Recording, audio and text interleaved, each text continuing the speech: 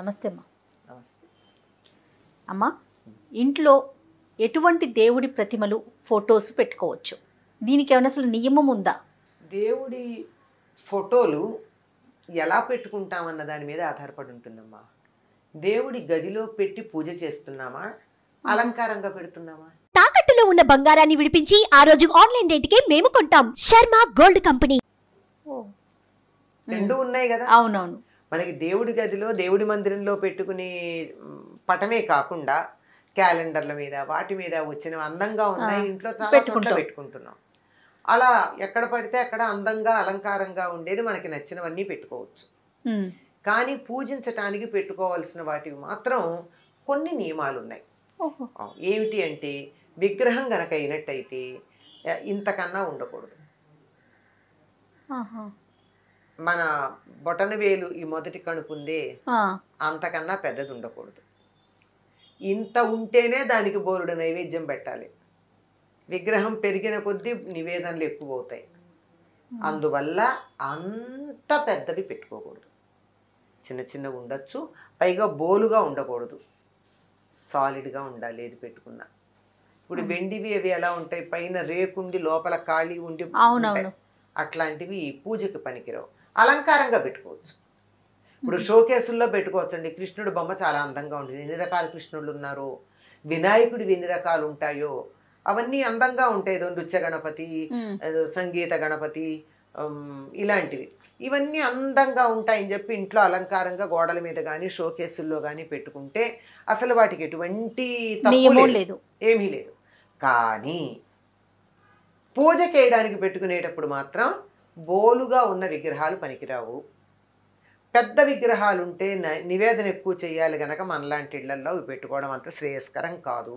అమ్మ, మట్టివి దొరుకుతాయి కదా, ఇప్పుడు లక్ష్మీదేవి ప్రతిమలు అలాంటివి మట్టితో చేసినవి ఉంటాయి. అవి కూడా దానికి కూడా లెక్క ఉందా సైజు? దానికి లెక్కలేదమ్మా. అసలు అవి మనం మామూలుగా దేవుడి గూట్లో అవి పెట్టుకుని పూజ చేస్తామా? చెయ్యం కదా, సాధారణంగా చెయ్యం. వాటిని ఏమిటి, పూర్వకాలం అయితే ఇలాంటివి ఎక్కువ లేని రోజుల్లో ఏం చేసేవారు, ఇంట్లో ఒక గూడు పెట్టి ఆ గూట్లో ఈ ముఖ్యంగా రాముడు, సీత, లక్ష్మణుడు వీళ్ళ విగ్రహాలే పెట్టేవాళ్ళు. అవి ఎక్కువగా ఉండేవి. అవి అక్కడ పెట్టుకునేవారు. ఎవరైనా ఇష్టం ఉంటే దానికి ఓ పువ్వు పెట్టడము, ఓ దీపం పెట్టడము చేసేవాళ్ళు, లేకపోతే లేదు. ఎందుకంటే రోజు పూజ చేయం కదా వాటికి. ఓకే, రోజు పూజ చేసుకునేటటువంటి విగ్రహాలు మాత్రం చిన్నవే ఉంటాయి.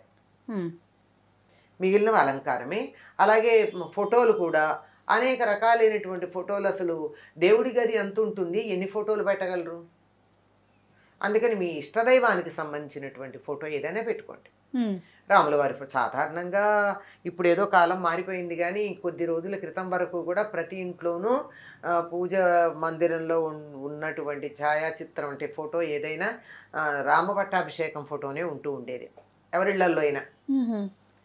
దక్షిణ దేశంలో అందరికీ రాముడు ఆరాధ్య దైవం అండి. ఇక్కడ తిరిగాడు. ఉత్తర దేశంలో కన్నా మీరు గమనించి చూసినట్టయితే రాముడి పేరు దక్షిణ దేశంలోనే ఎక్కువ మందికి ఉంటుంది. అందువల్ల అది ఎక్కడ చూడు మనకి, ఇదిగో ఇక్కడ రాముడు ఇక్కడ కూర్చున్నాడు, సీతమ్మ ఈ నదిలో ఇక్కడ స్నానం చేసింది, ఆ లక్ష్మణుడు ఇక్కడ పళ్ళు తెచ్చాడు, ఇలాంటి ప్రతిదానికి ఏదో ఒక లెక్క చెప్తాం. అంచేత రాముడితో మనకి చాలా దగ్గర సంబంధం ఉంది కనుక ఇక్కడ అంతా రామారాధన ఎక్కువ. ఇప్పుడు అది కొద్దిగా మారింది.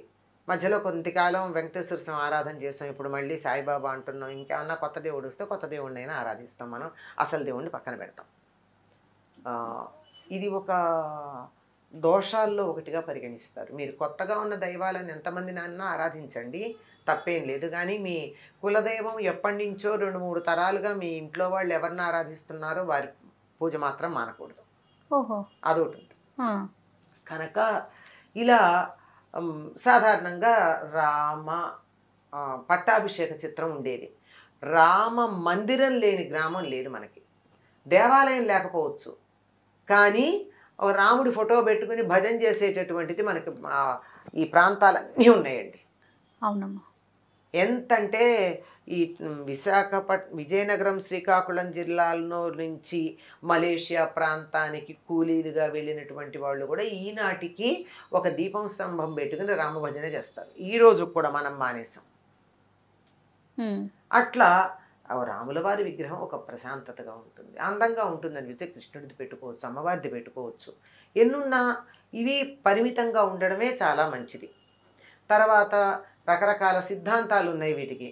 ఏ సిద్ధాంతం ఎంత వరకు దానికి వ్యాలిడిటీ ఉంది అన్నది ఆలోచించాలి. ఏదో ఆంజనేయుడి ఫోటో ఇంట్లో వస్తూ ఉంటే ఎట్ట ఎదురుగా సింహద్వారంలోంచి రాగానే ఎదురుగా ఉండాలని కొంతమంది, లేదండి వినాయకుడు ఉండాలని కొంతమంది ఇలా చెప్తూ ఉంటారు. మీ ఇష్టదైవాన్ని, మీ ఒపీనియన్ ఏంటమ్మా? ఏ రూపంలో ఉంటే ఏం దయా దేవుడు? రూపాలు వేరు కానీ తత్వం ఒకటే కదా. అంతేగా. అంచేత వాటికి పెద్దగా మనం అనుకోవాల్సిన పని లేదు. కానీ ఒక పూజ చేయడం అంటూ గంధము కుంకుమ పెట్టి పూజ చేయడం మొదలుపెట్టిన తర్వాత ఆపకూడదమ్మా. మనం ఇలా అందంగా పెట్టుకునే వాటికి మనం ఫోటోలో బొట్టు ఉంటుంది కానీ మనం గంధం పెట్టం దానికి. గంధం కుంకం దేవుడి గదిలో పెడితే ఖచ్చితంగా గంధం కుంకం పెడతాం. అది పెట్టామంటే దాన్ని పూజ చేస్తున్నామని అర్థం. ఇది అలంకారప్రాయంగా అందంగా ఉండడానికి రామభావనం కృష్ణ భావనం నాలో కలగడానికి ఒక ప్రేరణగా ఇక్కడ పెట్టుకున్నాను, అక్కడ పూజకు పెట్టుకున్నాను. అందుకని పూజకు పెట్టుకునేవి మీ కులదైవం ఎవరైతే వాళ్ళని పెట్టుకోండి. ఎవరి పేరున మీరు అర్చనలు చేసి స్తుతులు చేస్తారో అవి పెట్టుకోండి. మిగిలినవి ఇంట్లో అందంగా ఎక్కడైనా పెట్టుకోవచ్చు. విగ్రహాలైనా సరే ఫోటోలైనా సరే. పెద్ద పెద్ద విగ్రహాలు అయితే మాత్రం నిత్య పూజలో పెట్టుకుంటే అంత నైవేద్యం పెట్టాలి, మరి పెట్టగలరా ఆలోచించుకోండి. శివలింగం కూడా ఇంట్లో పెట్టుకోకూడదు అని అంటూ ఉంటారు కదమ్మా, అది కరెక్ట్? లేదమ్మా, పెట్టుకోవచ్చు. కాకపోతే ఉంటే ఏంటంటే దానికి కాస్త నీళ్లు పోస్తూ ఉండాలి. రోజు పోయినా కనీసం వారానికి ఒక్కసారిన అభిషేకం చేయాలి. రోజు చేయడం మంచిది. ఇంట్లో శివలింగం ఉంటే ఎంత పెద్ద దానికి మీరు ఏమి ఎక్స్ట్రా ఏం చేయక్కర్లా. ఆ దేవుడికి పూజ చేసేటప్పుడే పువ్వు పెట్టడానికి వెళ్ళినప్పుడే ఈ శివలింగాన్ని ఒక వేరే పళ్ళెల్లో పెట్టి దానికి కాస్త చేత అయితే త్రయంబకమే జామహే అనుకుని, అది రాకపోతే నమశివాయ అని చెప్పి కాసి నీళ్లు పోసి తీసి తుడిచి దానికి ఇంత గంధం కుంకం పెడితే సరి, 1 నిమిషం పని. అలా చేయగలిగితేనే శివలింగం పెట్టుకోవాలి, లేకపోతే లేదు. నేను చెయ్యను కానీ నాకు లింగం కావాలి అంటే బాగుండదు. ఓకే, లెక్క ఏమన్నా ఉందమ్మా సైజు? అలా ఏం లేదు. లింగానికి శివలింగానికి ఏం లేదు. అది మామూలు తయారు చేసిన లింగమా సాలగ్రామమా అన్నది. ఆ సాలగ్రామాలను బట్టి దాంట్లో తేడాలు కూడా. దేవుడి ఫోటోలు ప్రతిమలు కొన్ని పాడైపోతూ ఉంటాయి కదా, వాటిని ఏం చేయాలమ్మా? వాటిని అది వెండి విగ్రహాలు అనుకోండి, దాన్ని మార్చుకుని వేరే చేయించుకోండి. అంటే కన్ను ముక్కు స్పష్టంగా ఉన్న విగ్రహాలకే పూజ చేయాలి కనుక అలా, లేకపోతే మార్చి చేయించుకోండి. ఇత్తడివైనా మార్చి చేస్తారు, అంతేగాని వాటిని ఎక్కడ పడితే అక్కడ పారేయకండి. ఒకటి. ఇంకా ఛాయాచిత్ర ఫోటోలు ఉన్నాయి, ఈ ఫోటోల్ని తీసుకొచ్చి రోడ్ల మీద ఎక్కడ పడితే అక్కడ పారేస్తూ ఉంటారు, చెత్త కుండీల్లో పారేస్తూ ఉంటారు. అది సరైన పద్ధతి. నీ ఫోటో ఎవరైనా పారేస్తే నీకు ఎంత కోపం వస్తుంది? అవును, బాధ కలుగుతుంది కదా. మరి దేవుడిని నువ్వు పూజించే దేవుడి ఫోటోని ఎలా పారేస్తే అది సరైన పద్ధత? దానికో పద్ధతి ఉంది. అసలు దేవుడి గుళ్ళో వదిలేసి వస్తూ ఉంటారు. ఏం చేయాలి, ఏం చేసుకుంటారు దేవుడి గుళ్ళల్లో వాళ్ళు? అవును. అందుకని వాటికి ఏమిటంటే చక్కగా వాటిని తీసుకుని వెళ్ళి ప్రవహిస్తున్నటువంటి నదిలో వాటిని పూజించి పసుపు కుంకుమ అక్షతలు కుంకుమ మొదలైన పువ్వులు వేసి వాటిని పూజించి వాటిని ప్రవహిస్తున్న నది నీటిలో వదిలిపెట్టడం ఒక పద్ధతి. లేదు నాకు దరిదాపుల్లో ఎక్కడా కూడా నది లేదు, ఏం చెయ్యాలి? వాటిని చక్కగా మంచి చితుకులతో, పిచ్చి పిచ్చివి కదా, మంచి చితుకులు తెచ్చి మంట పెట్టి దాన్ని ఏ దేవుడి విగ్రహం ఏ దేవుడి ఛాయాచిత్రమో ఆ పేరు చెప్పి ఆయన్ని పూజిస్తూ దాన్ని అగ్నికి ఆహుతి వేయడం ఒక పద్ధతి. అంతేగాని ఎక్కడ పడితే అక్కడ పారేయకూడదమ్మా. దేవుని గుళ్ళల్లో పెట్టడం కూడా కరెక్ట్ కాదు. తప్పుగా ఏం చేస్తారమ్మా వాళ్ళు మాత్రం. మనం కొన్నాళ్ళు పూజ చేసి పడేసిన విగ్రహ ఛాయాచిత్రాలకు వాళ్ళు పూజలు చేస్తారా? చేయలేకపోతారు కదా. అసలు ఎందుకు చెయ్యాలి నాకు అర్థం కాదు. అసలు నువ్వు ఎందుకు తెచ్చుకున్నావు? నీకు ఇంటికి పూజ చేసే ఓపిక లేకపోతే ఎందుకు తెచ్చుకున్నావు? దాన్ని భద్రంగా పెట్టుకునే శక్తి లేకపోతే ఎందుకు తెచ్చుకున్నావు? నువ్వు తెచ్చుకుని నీ అశ్రద్ధకి ఎవరినెత్తునో పడేస్తావా బరువు? తప్పు కాదు. అవును. తర్వాత దేవాలయాల దర్శనం చేసుకోవటం, ప్రతి ఒక్కరూ ఇంత ప్రతిమ తీసుకొచ్చి ప్రసాదంతో పాటు ఇవ్వటం, ఇది కూడా చాలా తప్పమ్మా. దేవాలయాల వెళ్ళినప్పుడల్లా విగ్రహాలు తీసుకొచ్చి ఇవ్వడం అనేది. ఫోటో ఫ్రేమ్స్ ఎక్కువ ఇస్తూ అది ఉంటారు. అడిగిన వాళ్ళకి ఇవ్వండి.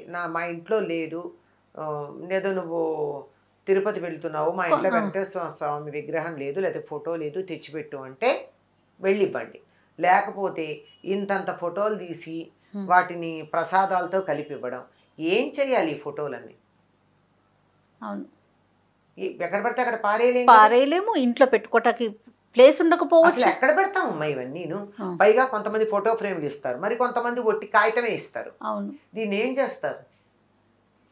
అందువల్ల నేను అందరికీ విజ్ఞప్తి చేస్తూనే ఉంటాను, ప్రసాదం ఇవ్వండి, హాయిగా తింటాం. భగవంతుడి అనుగ్రహం ఒకటి కత్తిగా బాగుంటుంది కదా, బాగుంటుంది. కానీ విగ్రహాలు ఫోటోలు ఇవ్వకండి అని రిక్వెస్ట్ చేస్తాం. అయినా కొంతమంది తెచ్చిస్తూ ఉంటారు. అవును, ఏం చేస్తాం? అన్నీ ఒక పక్కన పెడతాం. మరి దేవుడి దగ్గర పెట్టానో పూజ చెయ్యాలి. అందుకని అవన్నీ ఒక చోట పెట్టి కొత్తగా పెళ్ళే కాపురానికి వెళ్ళే వాళ్ళకి, అమ్మ మీరెవ్వరూ విగ్రహాలు కొనుక్కోకండి, ఫోటోలు కొనుక్కోకండి, దేవుడికి సంబంధించినవి మీకు నచ్చిన ఇవన్నీ ఇంత పెట్టె ఉంది, ఈ పెట్టెలో రకరకాల దేవుళ్ళ ఫోటోలు ఉన్నాయి, బోలెడు విగ్రహాలు ఉన్నాయి, మీకు మీ ఇంట్లో మీకు నచ్చిన దైవం ఫోటో కానీ విగ్రహం కానీ తీసుకెళ్ళి ఇప్పుడు మీరు పూజ చేసుకోండి. బాగుంది. అంటే అందరికీ తెచ్చిచ్చేవాళ్ళు ఉండకపోవచ్చు. అవును, ఈ తెచ్చిచ్చేవాళ్ళు ఎక్కువైపోయారు. అందరికీ నేను వీలైనంత వరకు తీర్థయాత్రలకు వెడుతున్నాము అని చెప్పే వాళ్ళందరికీ నేను ఒక విజ్ఞప్తి చేస్తూనే ఉంటా, ప్రసాదం మాత్రమే తండి. విగ్రహాలు ఫోటోలు తెచ్చి అడిగి ఎవరైనా తెచ్చి పెట్టమని అడిగితే తెండి, కానీ ఎవరికి ఊరికే ఇవ్వకండి. ఏం చేసుకుంటారండి ఎన్నెన్ని విగ్రహాలు, చివరికి అసలు ఆ విగ్రహాల మీద దుమ్ము పడితే దులుపుకోవడానికి తీరిక కూడా లేనని విగ్రహాలు దేవుడి దగ్గర పెట్టుకుని ఏం చేస్తాం? చక్కగా కొన్ని పెట్టుకోవటం, శ్రద్ధగా పూజించడం. ఒకటో రెండో మీకు ఎంత ఓపిక ఉంటే అంత, ఎంత చేయగలిగితే అంత. అలానేనమ్మా, తప్పకుండా. నమస్తే. ఇక ఈ వీడియో కనుక మీకు నచ్చినట్లయితే లైక్ చేయండి, షేర్ చేయండి. మరిన్ని వీడియోస్ కోసం మా ఛానల్ని సబ్స్క్రైబ్ చేసుకోండి.